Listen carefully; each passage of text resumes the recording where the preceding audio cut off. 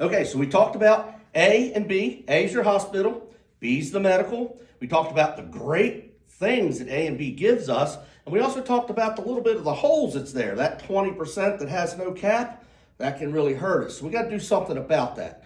And the reality is we have a couple of different options to do to fix that. So one of our options is to buy a Medigap plan, which pays your 20%. But it has a premium. That could be an additional 100, 200, maybe even more depending on the Medigap plan.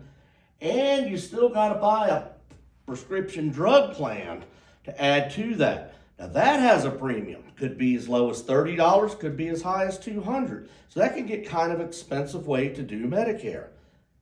And there are other options. Depending on the county you live in and the state you live in, you could have what they call Part C. And I'm sure you've seen TV advertisements. Oh, do you have Part C? Do you have Part C? What is Part C? Well, Part C is when they take A and B and prescription drugs D, they put it in one plan. Now, I would have called that Part E, all of the above. Hey, the federal government wants to call it Part C, so I guess they're in charge. We're going to let them call it Part C. What does Part C do? That's actually what they call Medicare Advantage. Why do they call it Medicare Advantage? Well, it's got some advantages over just traditional Medicare and a supplement. What are those advantages?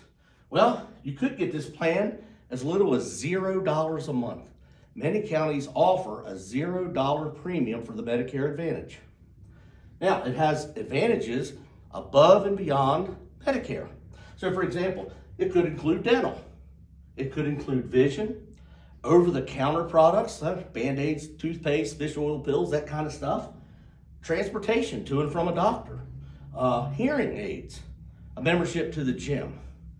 And these benefits all depend on the plan you get. Most all of them include Part D or prescription drug plan.